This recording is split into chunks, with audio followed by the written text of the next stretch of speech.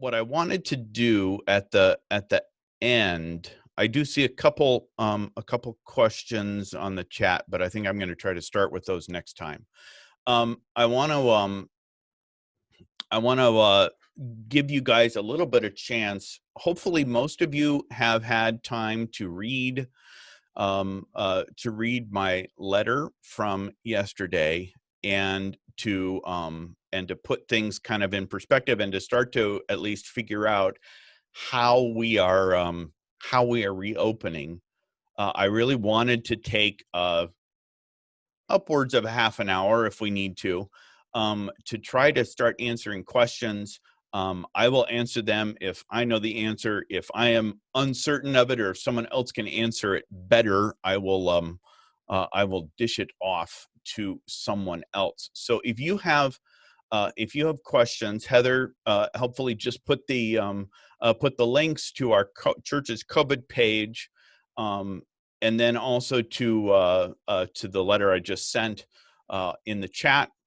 You can either put questions in the chat, or you can get my attention. The best way to do that is to do the raise your hand in the participant thing, or you can unmute yourself, and I will try to manage it from there. First hand I see is from Paul Schubring. Paul, speak.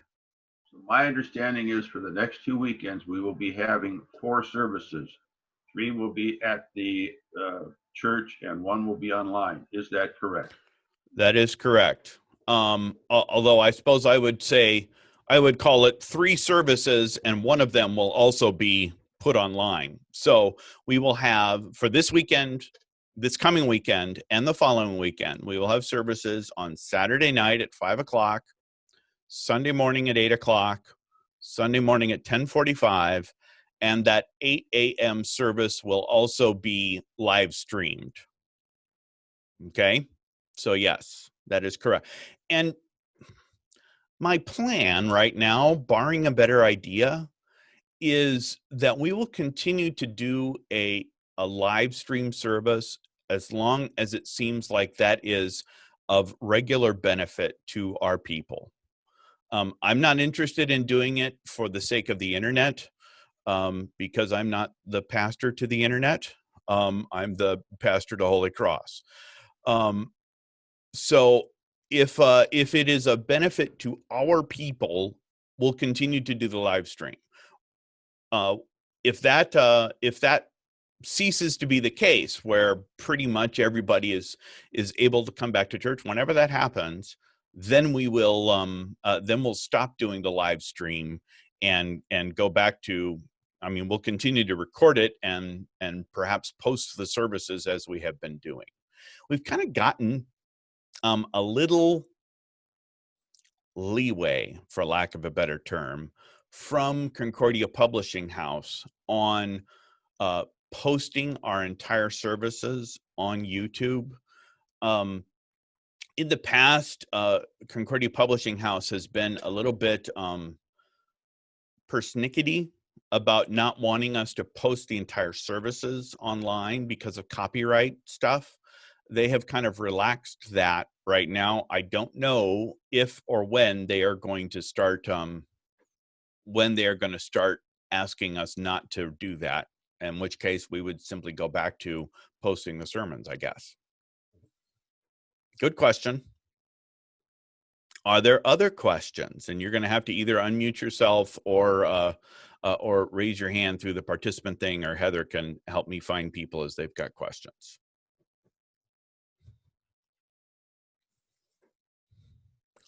Silence is gold. You don't want me to start singing, guys.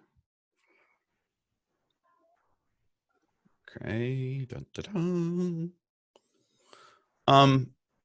I have a question. Since I don't. All right, let's have it, Heather. So we have 42 participants on Zoom right now. Yes. Have you felt that the communication regarding the reopening and what the church is offering, does anyone have any comments on improving the communication that we've gotten to you? Because I'm going to say no questions, maybe we're going to come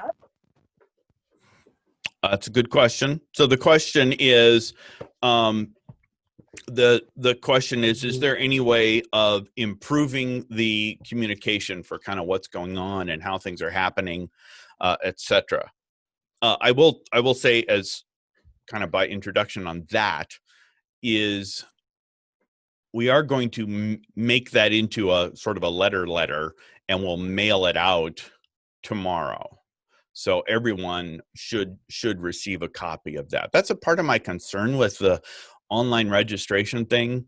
I don't really know how else to do it, frankly, but I am concerned that we're going to get all of the people that have been doing the live stream and have been a part of the Zoom Bible class, etc. But there's still a fair number of people that, for whatever reason, are not participating in the online stuff. And I don't want to lose them. So we're working on that, but that's one of my sort of ongoing concerns here. I see. So next Sunday online is at 8 a.m. in the chat. The answer is yes. Gloria says in the chat, also the Mercy Group leaders have been asked to contact their folks about this. Yes, and we've been kind of getting lots of feedback and information from the Mercy Group leaders about that. Pastor. Yes. It's Barbara. Hi, Barbara. Hi. Word of mouth, and right now it would be via phone, text, email, seems to really work well with myself and the group of people that I'm working with. So talk about it, share it, bring it up. Don't be afraid to say, oh, I'm not understanding what came out. Can you tell me? Or, Yep. Communication. Yep, I totally agree. And we're not going to, I don't think that we're going to be able to over communicate on this. I think that this is really an example where we need to go out of our way to make sure that everybody is cared for as best as they can. Thank you. This is most certainly true. Amen. Other questions? Paul, do you have your hand up again, or is that still up from before? Or Jeannie, please. Pastor, it's me, Jeannie. I have a question. Yep. Okay. I'm arriving for the 8 o'clock service on Sunday, and I'm going to walk in the designated door. How do I know which pew I can sit in, because there's 2 of us, or there's 6 of us, or how is that going to work? That is a fantastic question. The answer to that is going to be the ushers are going to be very proactive in getting people placed in seating. Now, I do have some bad news for you guys, and there's just no way to sugarcoat it. You may not be able to sit in your favorite pew. That is true for 2 reasons. One, it may be that somebody else has already been placed in that spot before you are. I suppose that's always the case. But 2, is that we have every other pew blocked off. Because remember, our goal with this is to make it so that each family group has 6 feet between them and the next family group. So we kind of started with blocking off every other pew. And then we're going to try to place people so that there is that amount of space. That is something between a Tetris challenge and Jenga. So we're going to just try to make that work as best we can. And our best estimation of how many people we can reasonably expect to have in the sanctuary, because that is about 50. So that's what we're going to go with, and we'll find out if we're right. But that's what we're going to try. All right. I see Heather and then Dick. Okay. So I don't know if anyone's had a chance yet to take a look at those frequently asked questions on the website, but there's already some questions regarding parking. Like, for example, will there be any changes to parking? And the answer is there that we'll have some of the parking spaces blocked off, and we encourage you to try and leave an extra space in between cars as possible. So should we also be encouraging people to come a little early? Because there'll be some also screening processes that have to be done. at that Yep. service? Yep, that's the plan. So I'm gonna share my screen here again for a second, and show you guys this is the FAQ on the church's website. And the way that I got to that, we'll figure out a way to maybe make it easier to find this, but I got to this from the letter. And I'm trying to answer, kind of put these questions up and answer them as much as possible. We've kind of been debating back and forth on the parking question. And the reason for it is, unlike when you go to a grocery store or someplace, if you go to a grocery store someplace, everybody's coming and going at different times. And so having everyone park immediately next to each other is not a big deal. But with a church service, basically everybody comes at the same time and everybody leaves at the same time. And so parking close to one another is honestly tricky. And so we have been debating back and forth with blocking off every other parking spot. I don't really want to do that because I think that will be unhelpful for us. But we're still trying to figure that out. My headset is just about to die. So we will see. Other questions here? Yeah. As we're moving along. Have you given any? Let me stop sharing that page. That'll help me see everybody. Have you given any? Dick, it looks like, yeah, please, Dick. Have you, whoever the committee is, given consideration? I am not hearing you, Dick. I'm not sure if that's me or you. I don't know. I think it's you, because we hear him. Okay, now I can't hear him at all. What's going on? Has any consideration? There we go. Has any consideration been done for people like me who have special needs? I have to sit in my scooter. Other people have wheelchairs. So has there consideration been given for that? The answer to that is absolutely yes. And that is all the more reason why we need you to register for which service you're coming to, so that we know that you're coming, so that we will make those accommodations ahead of time as much as possible. As things kind of normalize, I really don't like having to have people register for church. I think it's really annoying, but there's just no other way to do it right now.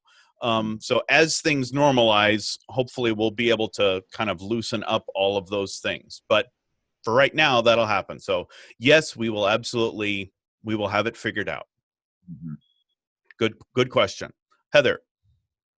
So one of the last questions on the frequently asked page is about wearing masks. So I didn't know if you wanted to address that here, about what our current guidance on that right now. Yes, I will talk about masks, and Allison or Gary, I'm not sure which, asked a couple questions in there too, which I will also answer. There are, the way that I would try to describe this is that we're trying to put a balance between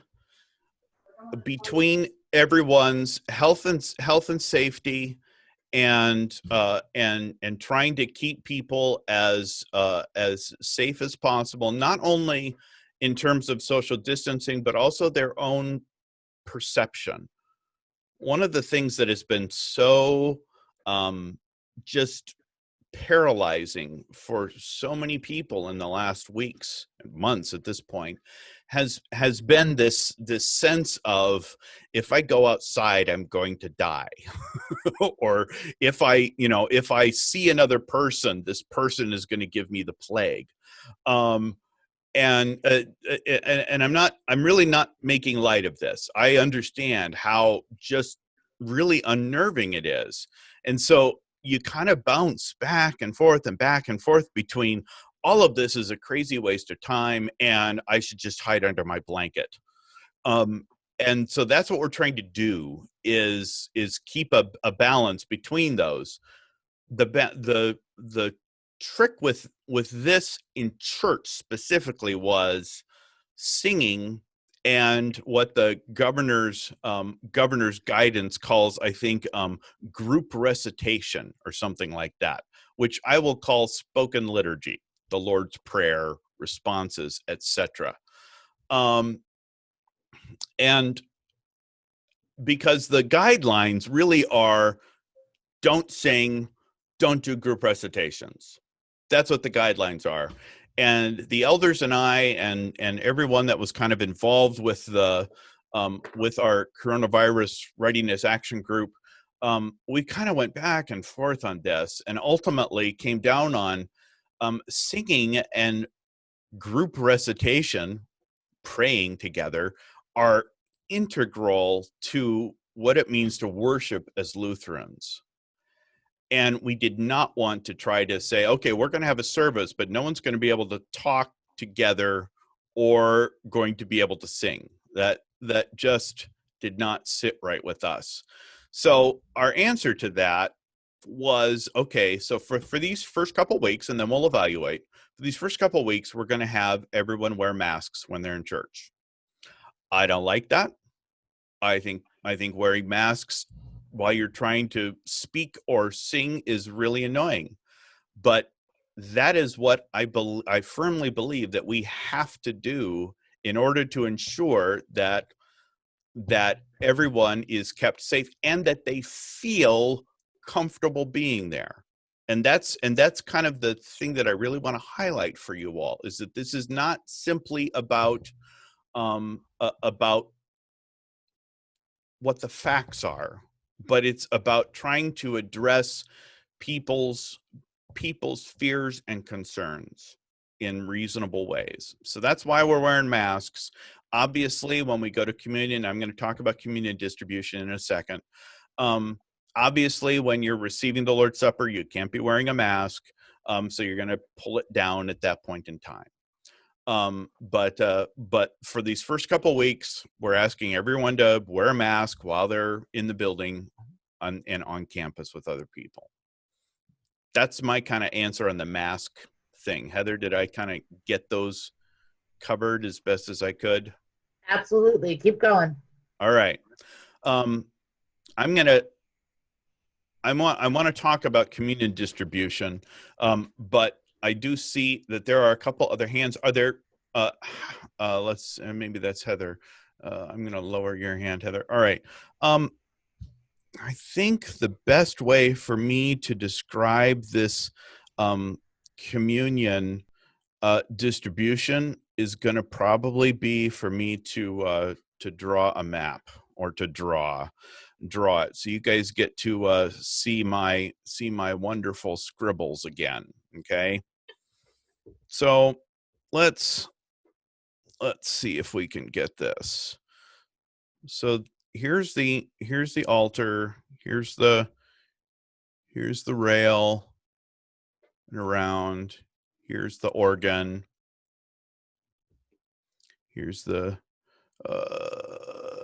and then we've got pews.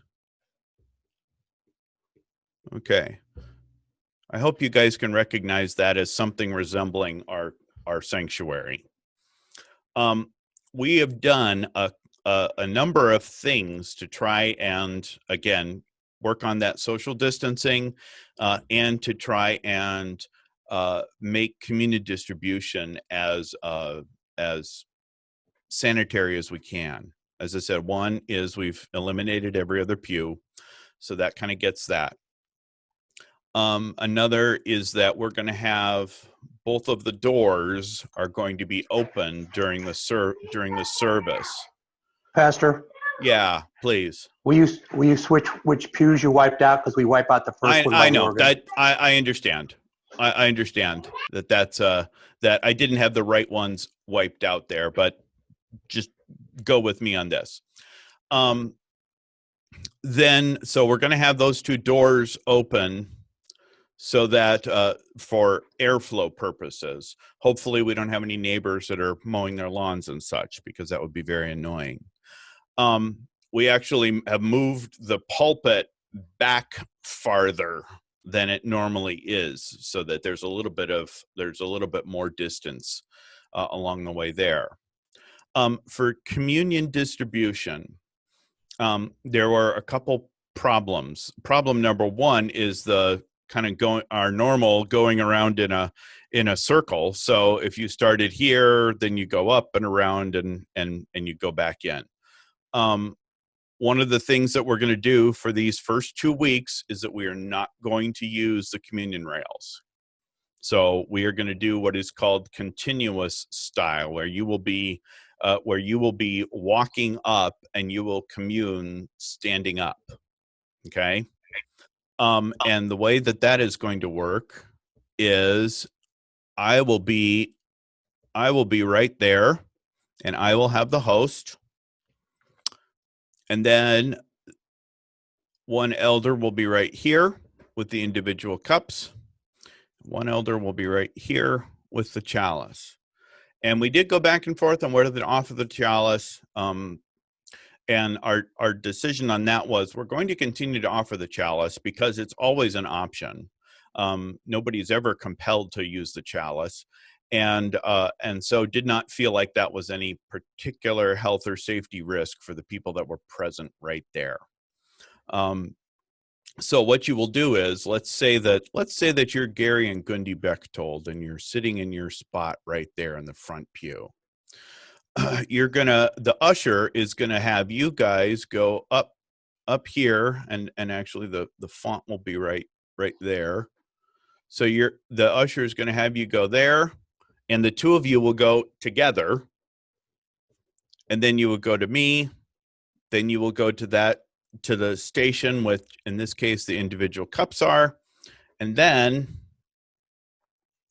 you're going to go over here, and there's going to be a tray where you're going to set the individual cups that you received. Okay, so that way you do not have to. We don't have to have another elder. We're trying to kind of minimize the amount of contact that there are with people. Then you are going to go out that door, and you are going to go outside that hallway that's around there, and you're going to come back in and then go back into your seat. The goal of that is, again, to make it so that you're not walking right past all of the people and the little things, so we're not doing the Holy Cross shuffle along the way. So that's how communion distribution will work. Me, and the elders will all have our masks on when we do distribution, but you will not have your mask on because it's pretty hard to receive the Lord's Supper when you have a mask over your face. Then you go past. If the organist is not comfortable with the distance there, and I think that there's some leeway there on what the organists are comfortable with, during communion, the organist can go and can use the piano during communion distribution. But that's kind of one of the things that we just honestly don't know, is how long is it going to take for us to do communion distribution in this way for 50 people? I don't know. All right. So that's the how of communion distribution, as best as I can describe it. Does anybody have any questions about communion distribution specifically? Heather. I believe that isn't that something that's going to be kind of determined on timing, like this upcoming week? There's going to be some things that we can sample out to how to figure out that timing. Well, I hope so, and we'll, we're kind of constantly working on this to figure this out. But a part of the whole purpose of this is to make it so that it's only one family group at a time that's going up. So, all of the nunnics can go up together because they're one family group. But then, as you have people that are individuals or couples or whatever, then each one of those would go up, so that you're not in a row with 15 people. You're not standing in line either. So that's our plan, and I think it will work. I see a couple questions in the chat, some of which I have an answer for, some of which I don't. All right, from Yees, we understand we likely will not be passing offering plates. That's correct. Offering plates will be kept in the back. So is any music needed there during the offering? Probably not. I mean, nothing will be happening at that time. So I think we'll be able to go simply straight to the offertory. Also, could you describe distribution? I think I did that. Checking in before the service will require folks to arrive early. I think that what we're going to recommend, and you'll get communication about this ahead of time, I think we're going to recommend that people try to get to church a half an hour early, especially for this first week. I see Rick nodding, because we just honestly don't know how long it's going to take to get everybody in and seated and comfortable. So there's going to be a kind of a station as you go into church, and all of the entrances and exits are going to be made one way. So, again, trying to avoid traffic jams. There's going to be a station where you have to kind of answer some questions of, have I been sick? Do I have a fever? These kind of things. We're not taking your temperature as you come into church. So this is not the hospital there. But then once you go in, and getting to another question, how many times do I have to use the hand goo? The answer to that, Walt, is if you're wondering if you should use it, do it. So I think the answer is going to be lots. And I don't know how many. We'll figure it out. That's my plan. All right. Since the pew cushions are removed, can folks bring their own cushion if they have back issues? That is a great question. My answer is probably yes. That makes sense to me. I think that the issue for us is going to simply be making sure that everything is cleaned and sanitized afterwards. Rick, I'm looking at Rick and Ann to kind of help me with those particular questions. Rick, does that make sense to you? Or Ann? I don't know if Ann's still here or not. I haven't seen her. Yes, and I answered on the thing that yes, you can and you should. The only question is make sure you don't leave it there. It may get tossed, but again, the pews will be cleaned before and after, so you can sit on your sweaters, your coats, or your whatever you need. Right. Bring a cushion if you need to, etc. That's a good point. We will, and also, just if that was not clear, we've taken out all of the pew pads because those are just nearly impossible to actually clean and sanitize. We've also taken out all of the hymnals. So the bulletins will be self-contained with all of the hymns in them and everything, just like we've done, and they will be disposed of after each service. So take your bulletins home with you afterwards. We'll just print more. All right. Are you still placing the host in individuals' mouths or always placing them in a hand? Boy, howdy, have I gone back and forth on this question. And here's my answer to it right now, but I am honestly going to be continuing to research it until probably the first service. When somebody has their hand and receives at the hand, kind of like this, sometimes people have their hands kind of curled so that it's almost impossible for me to give it to them without touching their hand. Sometimes people are doing the pecking at it, which is also tricky. Sometimes people receive in the mouth. My goal in distribution is always to not actually touch their mouth or their tongue. You may not believe me on this, but it is actually easier to distribute by the mouth and not touch them than it is by the hand. It's certainly not harder. So what I'm going to suggest for people, and I've always done this, here, maybe you can see it like this, is that you make your hand, kind of hold your hand like this, but don't do this so that I can't see it. So what I will normally do is I will put it there, and then I will essentially drop it into your hand, just a couple inches above your hand. And that will work fine. If you receive by the mouth, I am 100% confident that I can do that and not touch you. I've been doing this for a long, long time. So I am not concerned about that. If you are concerned about that, obviously you may talk to me. And if for whatever reason I end up accidentally touching somebody's mouth, guess what I'm going to do? I'm going to wash my hand. So it will be fine either way. My hands are going to be as dry as dust by the end of these services. I am confident. So that's my plan right now, unless somebody gives me a better idea between now and when we do this. I know we're past our half an hour, but we're still actively answering questions, and I would rather answer them than have you wonder. Howard. I think what you have done so far is going to make it safer than staying home. Well, it will be safer because you will get Jesus. so that I agree with. We're doing everything we can. That's all we can do. Another thing is, you notice that there are 14 cities where they have riots there, to thousands of people. I know. God help us. Rushing against each other and screaming at the top of their lungs. I know. And the that are supposed to be experts don't say anything about that. Yeah, it is such a